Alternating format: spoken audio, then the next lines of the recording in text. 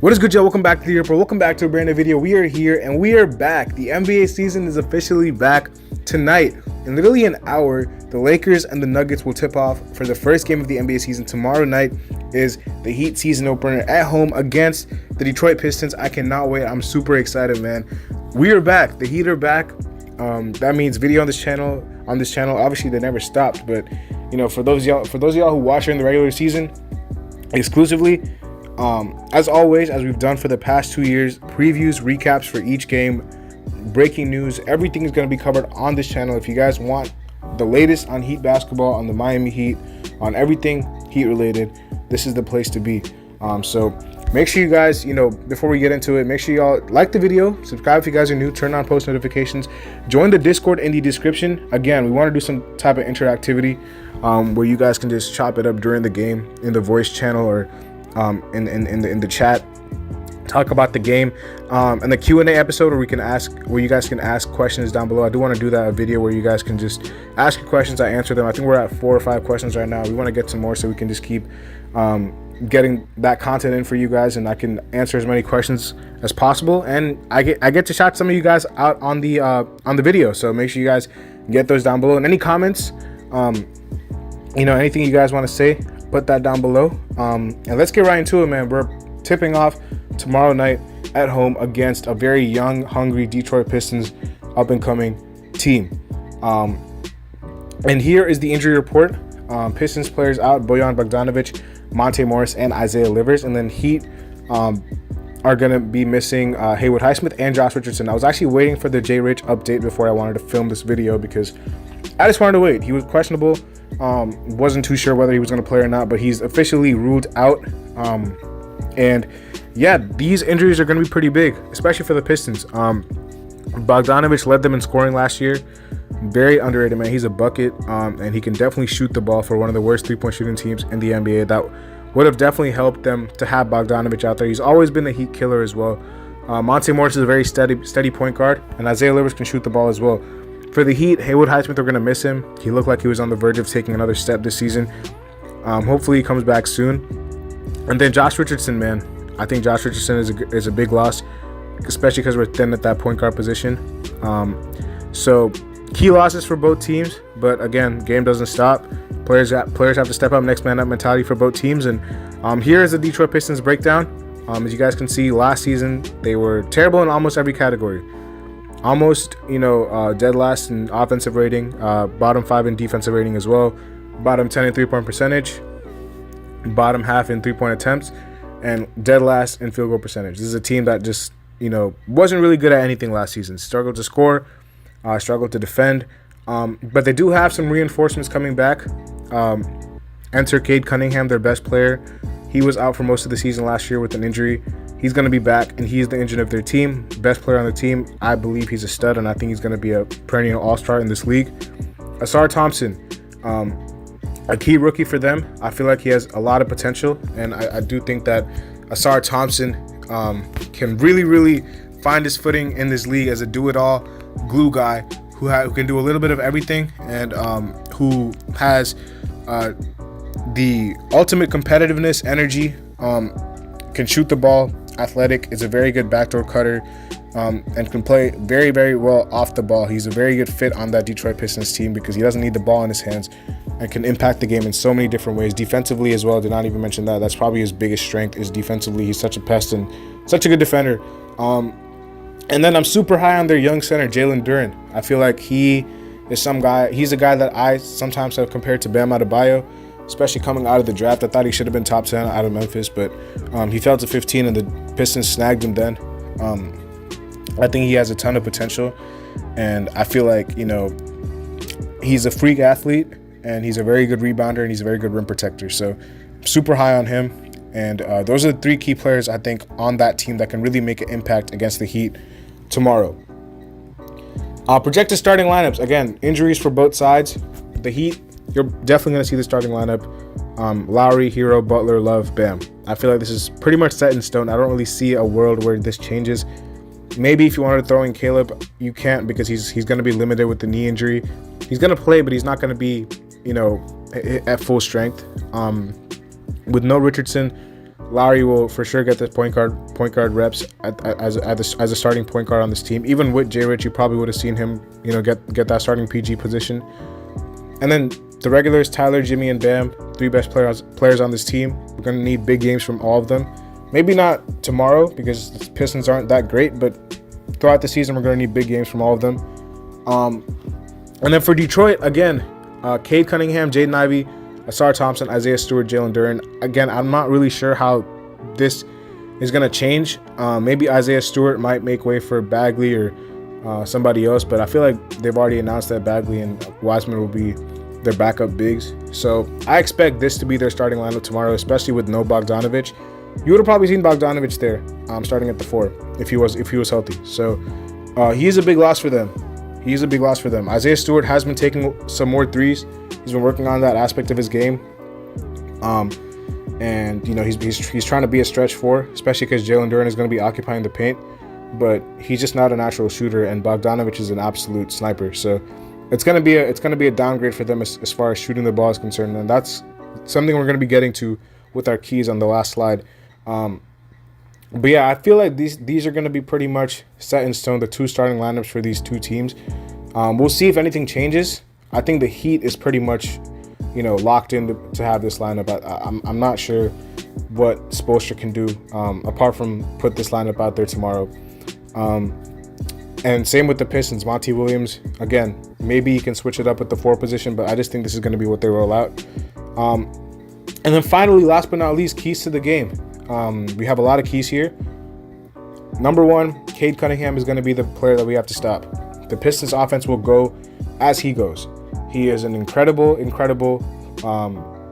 floor general. He's a big point guard. He's 6'6", 6'7". He has incredible size for his position.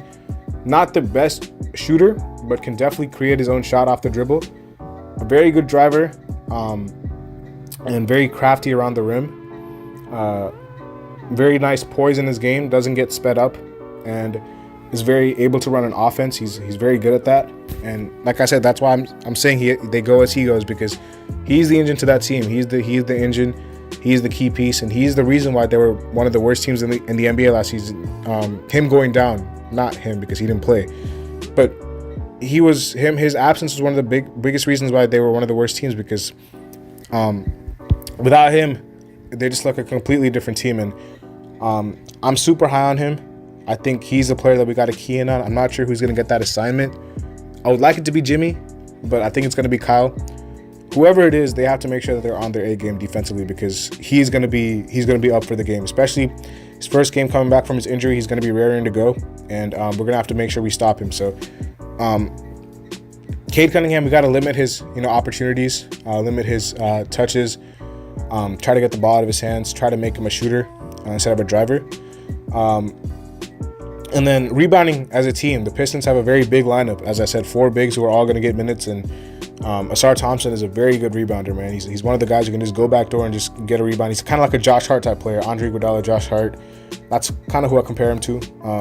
Can shoot the ball for sure, but I feel like his energy, his defense, and his athleticism really is kind of the 3 biggest strengths of his game. And he's going to be all over the place, just running around. I'm not sure who's going to be chasing him. I think it should be Tyler, because he's probably the guy who I would want chasing Asar Thompson, not off screens or anything like that, because he's not a shooter like that where he's just running off of screens. But I'm talking about backdoor cuts. I'm talking about second chance opportunities. Someone's gonna have to put a body on him, because he's gonna be down there in the paint, cutting to the rim. We saw that with his brother too. Amen did that very well against the Heat in preseason. And going back to the starting lineup right here, I'm very concerned defensively. Not against the Pistons. I think the Pistons will be okay. But in general, I'm not sure how long the starting lineup is going to last.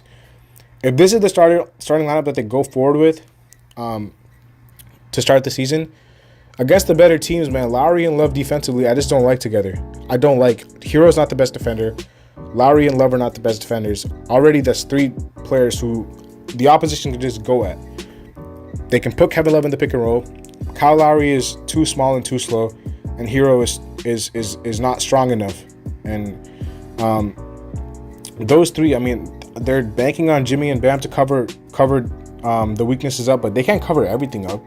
They're only 2 players, so I would like to see maybe Josh Richardson start, maybe Haywood Highsmith start when they're back from their injuries.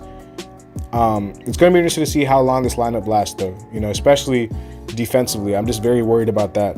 Again, not against Detroit. I think Detroit, no disrespect, I think we'll be able to handle them.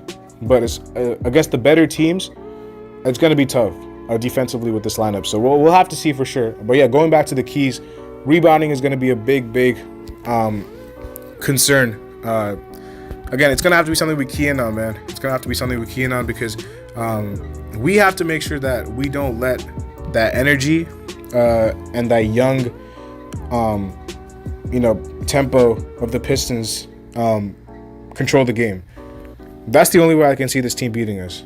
Because if they're running up and down the floor, they're getting second chance opportunities. If they're out hustling us, if we're playing too lazy, if we're playing too slow, if we're playing too lethargic, this team will punish us. Again, they can't out-talent us because we have the better talent, but as far as hustle, as far as energy, because they're a young team and they have a lot to prove, they're going to be hungry. We can't underestimate this team. Third key is to force them to take threes, man. They're not a good shooting team at all. Their only shooter that I think is, respectable, well, he's a good shooter. He's more than respectable, is Joe Harris. Apart from him and Asar maybe, not really worried about anybody shooting the ball from them. Even Isaiah Stewart trying to work on his game, it's fine. You can let him shoot all day.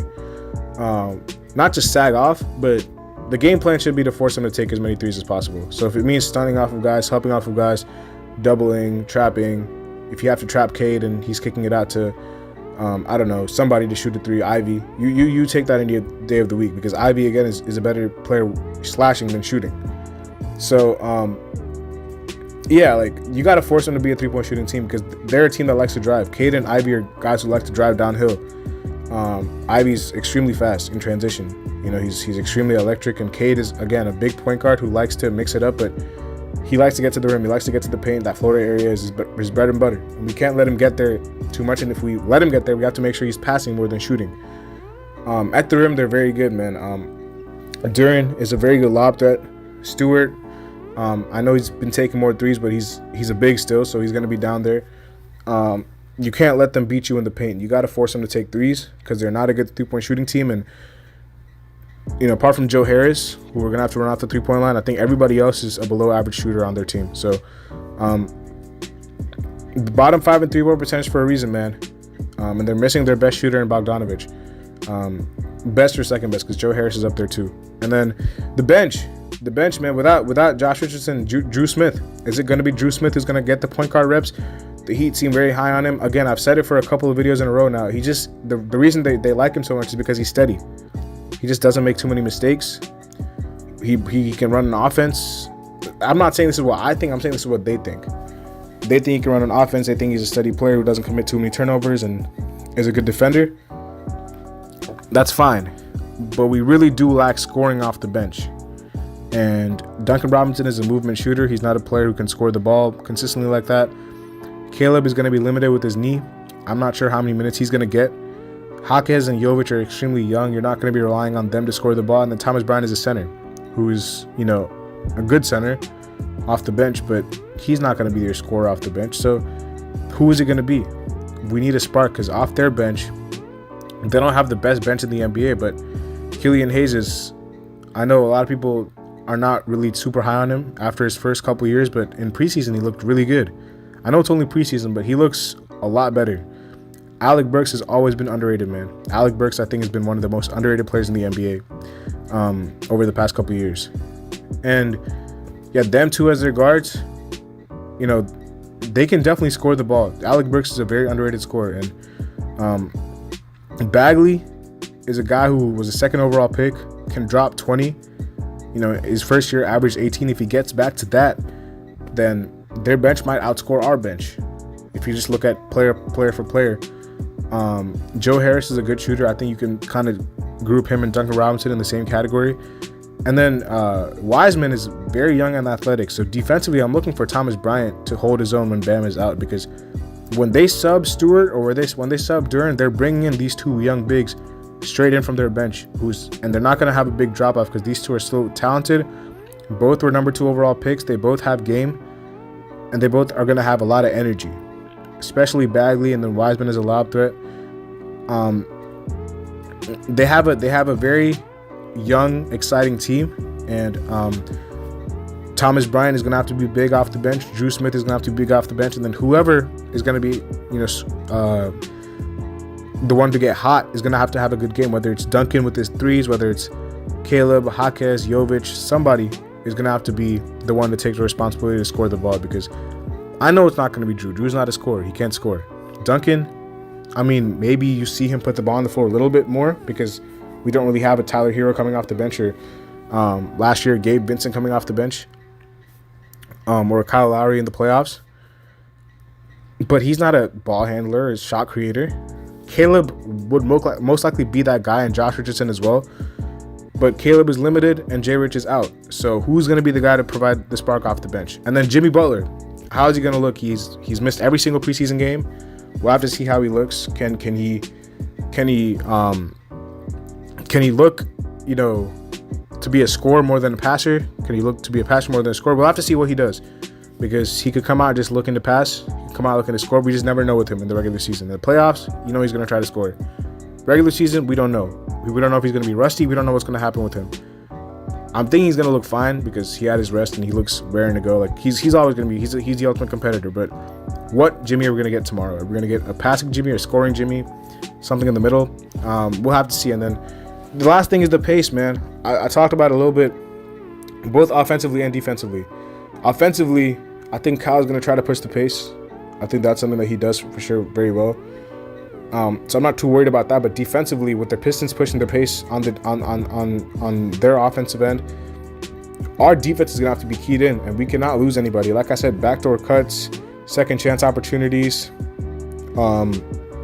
laziness on screen defense. Cade and Ivy can get downhill in a blur, especially Ivy. He's super fast. Lob threats to Jalen Duren, and then coming off their bench with James Wiseman.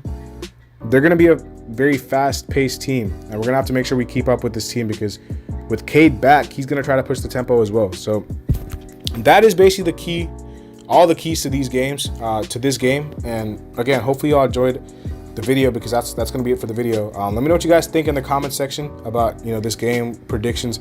We should be able to beat this team, man. The Pistons are not the Bucks or the Celtics. They're one of the worst teams in the NBA. So if we don't win this game, then I'm pretty disappointed. But you never know. Any team can beat anybody in the NBA. It's just about if we play harder than them, we'll win, because we have all the talent in the world and we can win this game. But yeah, we're gonna wrap it up, man. Hopefully y'all enjoy the video. I'll see y'all later as always, man. Have a nice day. Peace.